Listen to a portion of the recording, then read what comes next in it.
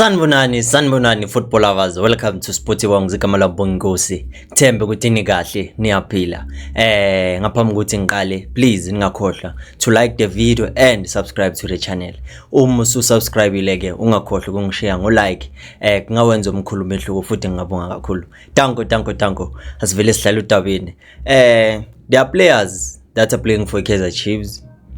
I think ukuthi according to their performances, they deserve contract extensions, and obviously the way they play, they are making it difficult ukuthi management ukuthi ingaboni ukuthi they deserve contract extensions, because most of the time they were heavily criticized because the team wasn't doing well, and I think that worked in their favor, because look at now, they are proving that they are our key players.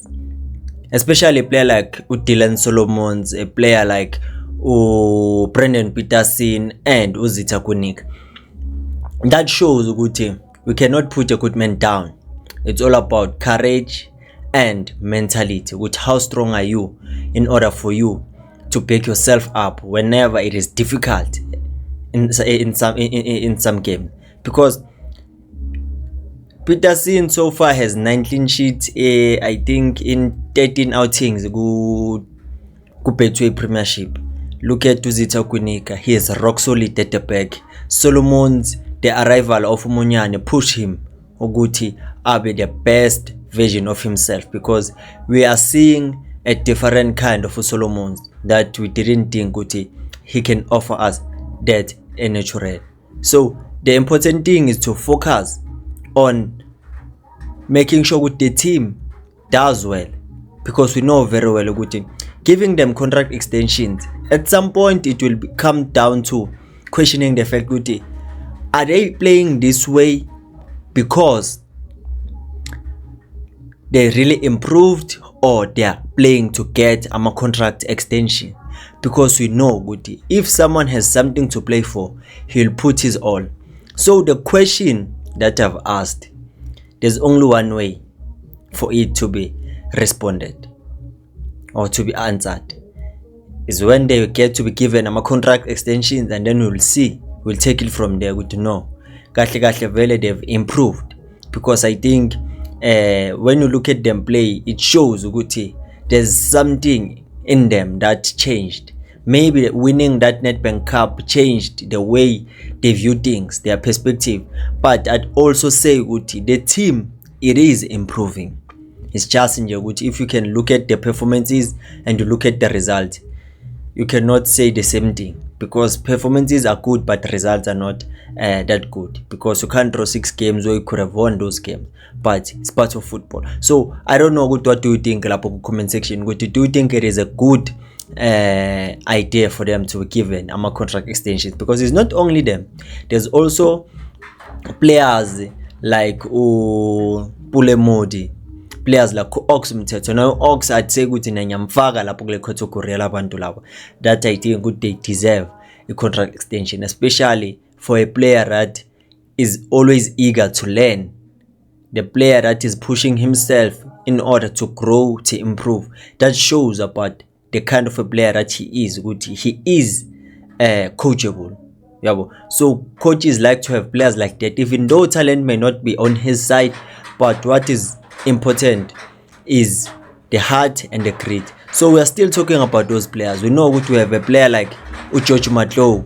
George Matlow recently started playing, and we saw him give us good performances. So no one thought Kutangasniga that side of him, and now Gumbona Dlala.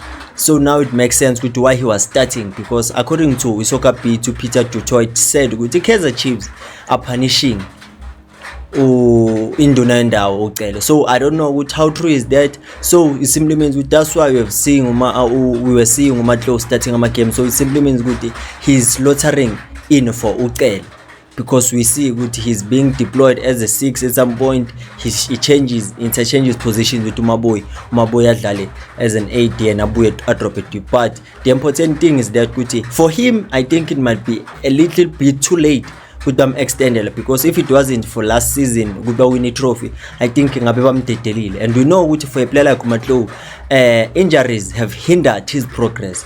And another thing abantu bayithethe udlalela amaswidi ushukela ubumnandi bebhola, but we saw a side of him that we didn't think ukuthi unalo, the one which there's elegance in how he plays, calculative moves, defensively he's sound, winning balls for you, interception, and also have a forward pass in him.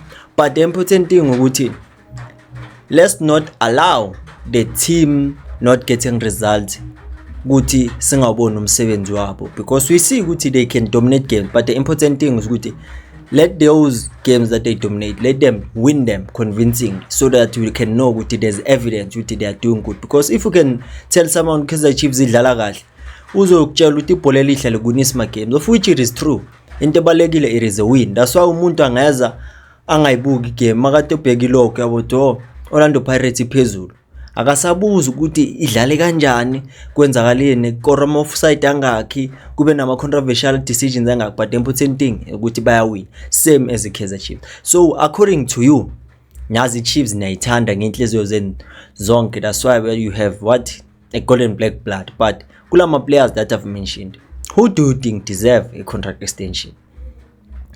Who do you think deserves a contract extension? And who do you think ukuthi mele bamdedele so that isizosign amadlali abasha? Because for now I'd say ukuthi iKaizer Chiefs ayakasho next ngendaba zama-players ezowasigna, but sikuleyo season leyo transfer window ebhaya ukuthi manje kuzoba nama speculations nama rumors. So according to you, who do you think ukuthi iKaizer Chiefs ngamdedela? Who can they give a contract extension so that sobona ukuthi kahle kahle bekudlalelwa i-contract la ukuthi extend, or the player is willing to give his all for the team?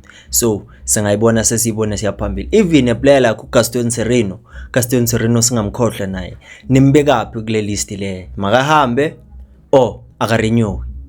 Niyazi ke bafethu, ngaphambi ukuthi ngihambe ngihlezi nginishiya ngamagama ukuthi ungakhohlwa ukuthi ikhosi alipheli moya.